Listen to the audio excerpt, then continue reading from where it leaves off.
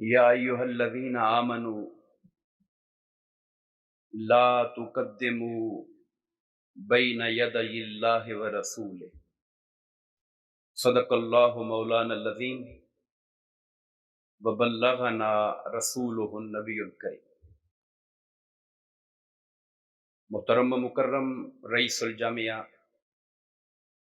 Professor doctor Arshad Salim भट्टी साहब, जुमला मेहमानान ज़ी वक़ार और आज की इस महफिल में तशरीफ़ फरमा तमाम सामीईन ज़ी एहतशाम, अल्लाह ताला का बेपनाह फजल व एहसान है कि आज हम महबूब रब्बिल आलमीन हुज़ूर नबी अकरम सल्लल्लाहु अलैहि वसल्लम की विलादत पाक के हवाले से इस महफिल में शरीक हैं। मैं गुफ्तगू का आगाज़ हफीज़ जलंधरी साहब के उन कलिमात से करूँगा कि सलाम ए आमिना के लाल, ए महबूब सुबहानी, सलाम ए फ़ख्र मौजूदात, फ़ख्र नौए इंसानी, सलाम ए आतिशी जंजीर बातिल तोड़ने वाले, सलाम ए खाक के टूटे हुए दिल जोड़ने वाले। तेरे आने से रौनक हो गई गुलज़ारे हस्ती में, शरीके हाल किस्मत हो गया फिर फजल रब्बानी। और आखिरी जो दो मिसरे हैं उसमें उन्होंने पूरा निचोड़ दिया अपनी तलब का। फरमाते हैं, तेरा दर हो मेरा सर हो, मेरा दिल हो तेरा घर हो, तमन्ना मुख्तसर सी है मगर तमहीद तू लानी। हुजूर नबी करीम अलैहिस्सलातु वस्सलाम की ज़ाते बाबरकात के हवाले से कुरान मजीद की एक दो या चंद आयात नहीं बल्कि सैकड़ों आयात हैं जिसमें अल्लाह ताला ने आका करीम अलैहिस्सलातु वस्सलाम की ज़ाते बाबरकात की इज्जत, उनकी अजमत, उनके मकाम, उनके मर्तबा और उनके साथ बतौर एक उम्मती के हमारा ताल्लुक किस जिहत का, किस नौइयत का होना चाहिए, उस पर बड़ी तफसील से रोशनी डाली। मैंने आपके सामने कुरान मजीद की सूरा अल हुजुरात की आया करीमा का एक हिस्सा तिलावत करने का शर्फ हासिल किया। अल्लाह पाक ने फरमाया, या अय्युहल्लज़ीना आमनू, ए ईमान वालो। कुरान मजीद में मुख्तलिफ अंदाज़े तखातुब मिलते हैं। कभी अल्लाह ताला या अय्युहन्नास कहता है, ए लोगो, मगर वहां खिताब पूरी इंसानियत से होता है और सब्जेक्ट उसका कॉमन होता है तमाम इंसानों के लिए। कभी अल्लाह ताला या अहलल किताब कहता है जिसमें मुखातिब यहूद व नसारा जिनके पास आसमानी किताबें हैं वो होते हैं। और कभी अल्लाह ताला या बनी इसराइल भी कहता है, ए औलाद याकूब अलैहिस्सलाम। मुराद इससे यहूद होते हैं। और जब अल्लाह ताला या अय्युहल्लज़ीना आमनू कहता है तो इससे मुराद हुजूर नबी करीम अलैहिस्सलातु वस्सलाम और आका इनामदार ने जिन जिन चीजों पर ईमान लाने का हमें हुक्म दिया और जो पूरा दायरा ईमान है उसमें शामिल लोगों को अल्लाह ए ईमान वालों कह के मुखातिब फरमाता है। चूंकि बात अदब रसूल की है, मकाम रिसालत बाप की है, तो ये सब्जेक्ट या अय्युहन्नास का नहीं था, ये मजमून या अहलल किताब का नहीं था, ये मजमून या अय्युहल्लज़ीना आमनू का था। जो ईमान लाने वाले हैं उन्हें बताया जा रहा है कि जिस नबी पर ईमान लाए हो उस नबी का हक क्या है तुम्हारे ऊपर। इरशाद फरमाया, ला तुक़द्दिमू बैन यदयिल्लाहि व रसूलिही। ईमान वालो, अल्लाह और उसके रसूल पर पहल न किया करो। आदाब सिखाए जा रहे हैं। اولین مخاطب تو صحابہ کرام ہیں، مگر قرآن مجید قیامت تک آنے والی کتاب ہے، اس لیے ہم بھی اللہ کے اس حکم کے مخاطبین میں ہیں۔ اللہ اور اس کے رسول پر پہل نہ کرو۔ اب پہل نہ کرنے کے بہت سے مفاہیم ہیں، تفاسیر بھری ہوئی ہیں۔ ایک حدیث پاک کا حوالہ دوں گا۔ جب قربانی والے دن بعض صحابہ کرام نے حضور کے قربانی کرنے سے پہلے قربانی کر لی تو اللہ پاک نے فرمایا ایمان والو اللہ اور اس کے رسول پر پہل نہ کیا کرو۔ اور اس کا معنی بعد ازاں یہ بھی لیا گیا، یعنی اللہ اور اس کے رسول سے، اللہ سے مراد قرآن، رسول سے مراد سنت رسول صلی اللہ علیہ وسلم، یعنی اپنی تمام تر زندگی میں تمام معاملات کے اندر دیکھنا قرآن و سنت پر پہل نہ کرنا، چونکہ قرآن و سنت پر پہل کرنا اللہ اور اس کے رسول پر پہل کرنا ہے۔ ایک لطیف نکتہ مفسرین کرام نے یہ بھی بیان کیا کہ پہل اگر فزیکلی دیکھی جائے تو رسول اللہ پہ ہو سکتی ہے، اللہ پہ نہیں ہو سکتی، چونکہ اللہ ہمارے لیے پیکر محسوس نہیں، ایک فزیکل وجود رکھنے والی حیثیت ہماری نگاہ میں ہماری سمجھ کے مطابق نہیں۔ صحابہ کرام اگر پہل کر سکتے تھے تو حضور پہ کر سکتے تھے، آنے میں، جانے میں، چلنے میں، داخل ہونے میں، نکلنے میں، بیٹھنے میں، مگر اللہ فرماتا ہے اللہ اور اس کے رسول پر پہل نہ کرو۔ اللہ نے اپنا ذکر رسول اللہ کی عزت کو بڑھانے کے لیے فرمایا ہے، تاکہ لوگوں کو معلوم ہو کہ رسول اللہ صلی اللہ علیہ وسلم کا ادب کرنا، احترام کرنا صرف رسول اللہ کا نہیں ہے، بلکہ جنہوں نے ان کو بھیجا ہے یہ ان کا ادب اور احترام ہے۔ وہ رسول ہیں، بھیجے ہوئے ہیں، تو جنہوں نے بھیجا ہے ان کا ادب اور احترام، ان سے تعلق، ان کے ساتھ نسبت غلامی، نسبت محبت، وہ صرف محبت مصطفیٰ نہیں بلکہ محبت خدا کہلاتی ہے۔ جیسا کہ ڈاکٹر صاحب رضوان صاحب بات کر رہے تھے کہ حضور کی اطاعت کو اللہ نے اپنی اطاعت قرار دیا۔ میں یطع الرسول فقد اطاع اللہ، جس نے رسول اللہ کا کہنا مانا بس اسی نے ہی اللہ کا کہنا مانا۔ اور اللہ تعالیٰ قرآن مجید میں آپ کو 20 آیات ملیں گی جہاں اپنے ساتھ اپنے نبی کے ذکر کو کرتا ہے۔ آذان من اللہ و رسول ہی، یہ بلاوا ہے اللہ کی طرف سے، اللہ کے رسول کی طرف سے۔ اور جب مشرکین مکہ سے اظہار بیزاری کرنا تھا فرمایا براۃ من اللہ و رسولہ، اعلان ناراضگی، اظہار بیزاری ہے اللہ کی طرف سے، اللہ کے رسول کی طرف سے۔ اس طرح کی 20 آیات موجود ہیں جہاں اللہ تعالیٰ، اور اس کو کنکلوڈ کیا امام ابن تیمیہ نے صارم المسلول میں، وہ کہتے ہیں ان اللہ قام مقام نفسہ فی امرہ و نہیہ و بیانہ، اللہ نے حضور صلی اللہ علیہ وسلم کو امر میں یعنی حکم دینے میں، منع کرنے میں، بات کی توضیح کرنے میں، وضاحت کرنے میں، اللہ نے رسول اللہ کو اپنا قائم مقام بنا دیا ہے۔ تو یہ وہ رتبہ اور عظمت ہے جس کے پیش نظر اللہ تعالیٰ نے قرآن مجید میں اہل ایمان کو بہت زیادہ متوجہ کیا۔ اور پھر فرمایا اگلی آیت کریمہ میں یا ایھا الذین آمنوا، اے ایمان والو، لا ترفعوا اصواتکم فوق صوت النبی، اپنی آوازوں کو نبی مکرم کی آواز پر بلند نہ کرو، یعنی آپ کی محفل میں بیٹھنے کے آداب خالق کائنات سکھا رہا ہے کہ لوگوں، اور یہ مخاطب اولین صحابہ کرام تھے، صحابہ کرام جیسی جلیل القدر ہستیاں، بلکہ اہل علم بیٹھے ہیں۔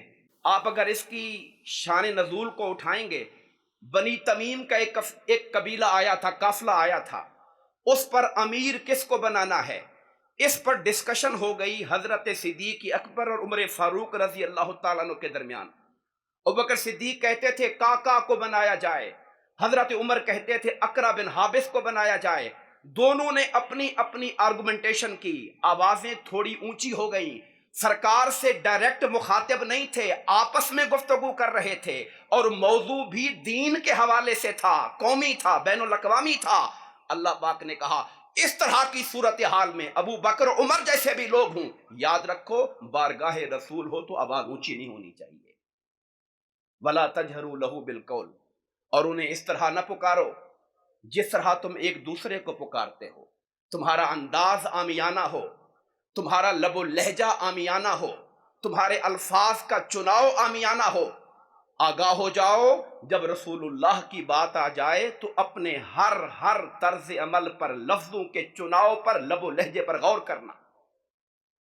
क्या ये चीजें ऑप्शनल हैं? कर लें तो ठीक है, नहीं करें तो कोई हर्ज नहीं। नहीं, फरमाया अंतहबत आमालुकुम, अगर तुमने जानबूझकर बेअदबी के इरादे से ऐसा अमल किया तो जानते हो क्या होगा? अंतहबत आमालुकुम, तुम्हारी जिंदगी के सारे अमल खुदा की बारगाह में रायगां कर दिए जाएंगे, नल एंड वाइड हो जाएंगे। 50-60 साल की इबादतें हैं, नमाजें हैं, रोजे हैं, हज ज़कात है, मगर अगर शूमी किस्मत से, बदकिस्मती से बेअदबी का कोई मुर्तकिब हो जाता है तो रब्बे कायनात फिर उसकी नमाज, रोजे, हज ज़कातें नहीं देखता। फरमाया जो जाने ईमान हैं उनके साथ अगर तुम्हारा ताल्लुक अदब और मोहब्बत नहीं तो खुदा को फिर ऐसी बातें भी मंजूर नहीं। हाज़रीन ज़ीवकार, फिर अल्लाह ताला ने उन लोगों की तारीफ की, इन्नल्लज़ीना यग़ुद्दूना अस्वातहुम इंदा रसूलिल्लाह, जो लोग रसूलुल्लाह की बारगाह में अपनी आवाजों को पस्त रखते हैं, अदब के लिहाज में अपनी आवाजों को झुकाते हैं, अल्लाह उनको इनाम क्या देता है? उलाइकल्लज़ीना इम्तहनल्लाहु कुलूबहुम लित्तक़वा, यही वो खुश नसीब हैं। कौन? अपनी आवाजों को अदब रसूल में झुकाने वाले। ये वो खुश नसीब हैं जिनके दिलों को अल्लाह ने तकवा के लिए मुंतखब फरमा लिया है। और फरमाया फिर इनके लिए बख्शिश है, इनके लिए अल्लाह ताला की बारगाह से रहमत है। और वो लोग जो अदब को मलहूज नहीं रखते, इन्नल्लज़ीना युनादूनका मिन वराइल हुजुरात, ऐ हबीब जो आपको घरों के बाहर से खड़े होकर आवाज देते हैं और अदब का लिहाज नहीं करते, अक्सरहुम ला याकिलून, उनमें से अक्सर बेअकल और बेवकूफ है। और फिर मैं एक हदीस पाक का जिक्र करके कि ये जो तालीम अल्लाह ताला ने सहाबा किराम को दी, इस तालीम के नतीजे में सहाबा किराम ने हुजूर नबी करीम अलैहिस्सलातु वस्सलाम की अदब मुबारक को कैसे हमारे सामने पेश किया, प्रैक्टिकल नमूना क्या था, वो समझने के लिए एक हदीस पाक का हवाला दूंगा। ये बुखारी शरीफ की हदीस पाक है, हदीस नंबर 2732। सुलह हुदैबिया का मौका है, सन 6 हिजरी में।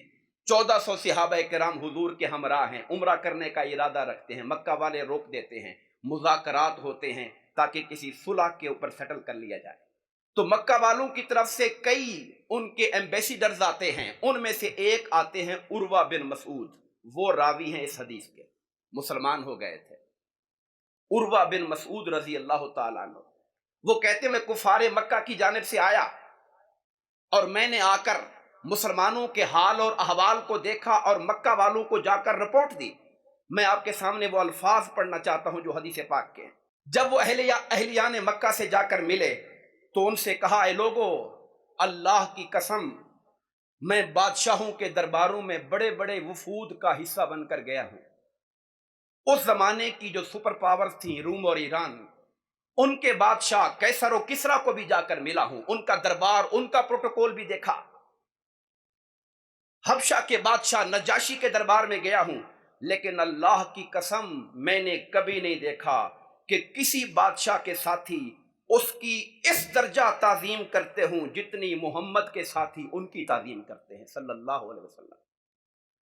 और फिर उन्होंने उसकी वजाहत की, कहते हैं कसम अल्लाह की, अगर हजरत मोहम्मद सल्लल्लाहु अलैहि वसल्लम अपने मुंह से लुआब भी बाहर निकालते थे तो उनके असहाब उनके लुआब को भी अपने हाथों पे ले लेते थे। ये बुखारी शरीफ है, हदीस नंबर 2732। मैं समझता हूं इंसानी मिजाज में रैशनली देखा जाए, अकली अंदाज से देखा जाए तो शायद इससे बढ़कर अदब और एहतराम मुमकिन ही नहीं हो सकता।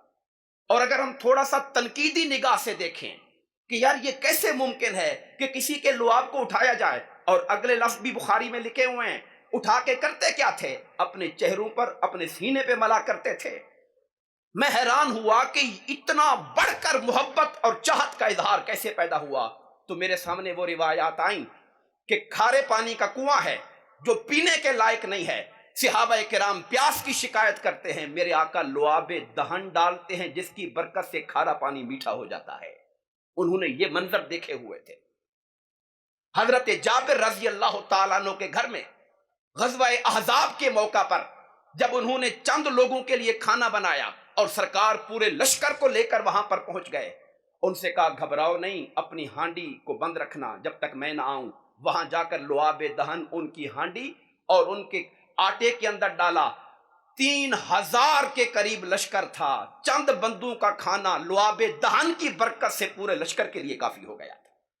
اور لوگوں نے پوچھا جابر سے کہ جناب کتنے لوگ تھے؟ کہتے ہم لوگ تو 3000 تھے، مگر قسم اللہ کی اگر 1,00,000 بندہ بھی ہوتا تو میرے گھر کا کھانا کبھی کم نہ ہوتا، حضور کے لعاب دہن کی برکت کی وجہ سے۔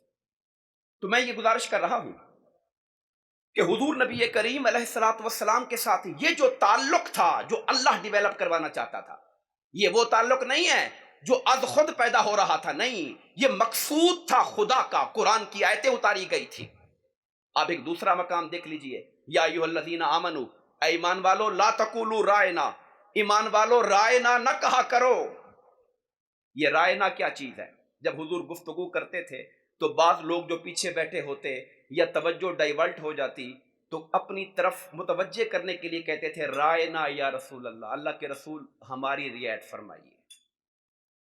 اسی لفظ کو منافقین اور یہود تھوڑا مروڑ کے پڑھتے، لیم بالسنتہم، زبانوں کو لچک دے کے پڑھتے تو اس کا معنی برا بن جاتا، ہمارا چرواہا یا اس طرح کے معنی بن جاتا۔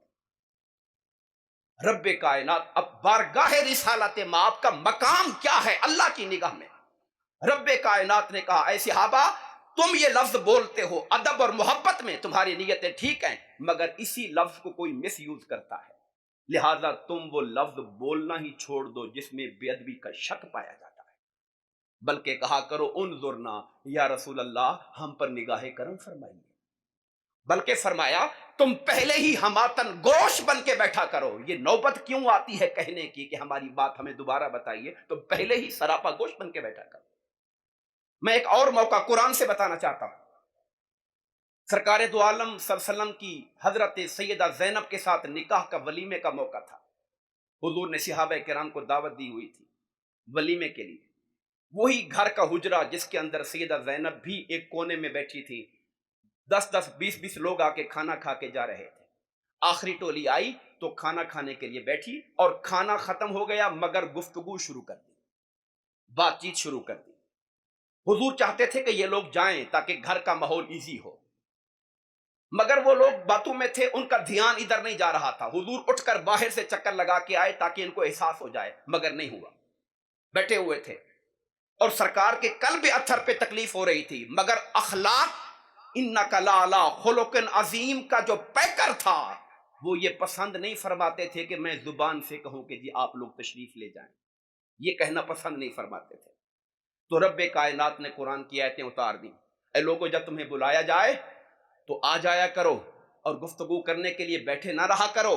رسول اللہ حیا فرماتے ہیں، شرم فرماتے ہیں کہ تم سے کہیں کہ جاؤ، مگر اللہ کے رسول کو تکلیف ہو تو اللہ شرم نہیں فرماتا ہے یہ کہنے میں، لہذا اپنے جو ٹارگٹ ہے، جو مقصد ہے، اس کو اچیو کیا کرو۔ میں بات کو سمیٹتے ہوئے یہ ایک پیغام دینا چاہتا ہوں آج کے اس موقع کا فائدہ اٹھاتے ہوئے کہ ہمارا تعلق حضور نبی کریم علیہ الصلوۃ والسلام سے کتابی تعلق نہیں ہے، ایک تھیوریٹیکل تصور نہیں ہے، ہمارا زندہ تعلق ہے اور ہونا چاہیے حضور کی ذات کے ساتھ۔ علامہ اقبال علیہ رحمہ کے اشعار کا حوالہ ڈاکٹر صاحب دے رہے تھے، میں بھی انہی کی طرف توجہ کروانا چاہوں گا۔ آپ فرماتے ہیں چوں، فارسی کلام ہے، چوں بنام مصطفیٰ خانم درود، جب میں سرکار کی ذات کی بارگاہ میں درود پاک کا ہدیہ پیش کرتا ہوں، از خجالت آب بھی گردد وجود، شرم سے میرا سارا وجود پانی پانی ہو جاتا ہے۔ یہ زندہ تعلق ہے تو یہ کیفیت ہے۔ اگر صرف پڑھنا ہی ہے اور آپ کی فیلنگ نہیں ہے، حضور کی ذات کے ساتھ تعلق کے محبت کے احساسات نہیں ہیں، تو پھر پڑھنے سے کیا حاصل ہوگا؟ یہ جو کیفیت ہے، درود پڑھتا ہوں تو میرا پورا وجود شرم سے پانی پانی ہو جاتا ہے۔ کیوں؟ عشق می گوید کہ اے محکوم غیر، سینہ تو از بتا مانند دیر، میرا عشق مجھے کہتا ہے کہ اے غیر کے محکوم، تیرا سینہ تو دنیا کی خواہشات کے بتوں سے بھرا ہوا ہے اور تو محبت رسول کی بات کرتا ہے۔ تانداری از محمد رنگ و بو، از درود خود میالہ نامے ہو، जब तक तू हजरत मोहम्मद मुस्तफ़ा सल्लल्लाहु अलैहि वसल्लम का रंगो बू, आपके खदो खाल, आपका उठना बैठना, आपका सीरत और किरदार का रंग अपनी जात पर नहीं चढ़ाता, उस वक्त तक हुजूर के नाम अकदस को मैला न कर दो। ये इकबाल की कैफियत है सरकार दो आलम की बारगाह के साथ। और आप ही का एक शेर जिससे बात खत्म कर रहा हूं, तू गनी अजहर दो आलम मन फकीर, ऐ अल्लाह तू तमाम जहानों का मालिक है, गनी है, मैं तेरे दर का मांगता हूँ। रोज़े महशर उज़्र हाय मन पजीर, क़यामत के दिन तू मेरे उज़्रों को कबूल कर लेना, बगैर हिसाब के माफ़ कर देना। वर हिसाबम रातु बीनी ना गुज़ीर, ये जुमला सुनने वाला, ऐ अल्लाह अगर तू ये फैसला करे कि इकबाल का हिसाब ज़रूर लेना है, हमने अकाउंटेबिलिटी करनी है इकबाल की, इसके खाते खोलने हैं, रजिस्टर खोलने हैं हमने इसके, तो फिर तेरी मर्जी है, तू मालिक है, मगर एक इल्तिजा है, अज निगाहे मुस्तफ़ा पिन्हा बकी, हिसाब कर लेना मगर निगाह मुस्तफ़ा से छुपा के करना, कि मुझे हया आती है हुजूर की जात से, कि मोहब्बत और प्यार का दावा सरकार से और आमाल का हालत ये है। मैं अपनी कलिमात को इक्तफा करता हूँ और मुबारकबाद देता हूँ वर्चुअल यूनिवर्सिटी ऑफ पाकिस्तान की तमाम मैनेजमेंट को, जिन्होंने ये हसीन और बावकार महफिल को सजाया। दुआ है कि अल्लाह ताला हमें हुजूर के साथ वो जो जिंदा ताल्लुक़ अदब और मोहब्बत है वो नसीब फरमाए। आमीन। वमा अलैना इल्लल बलागुल मुबीन।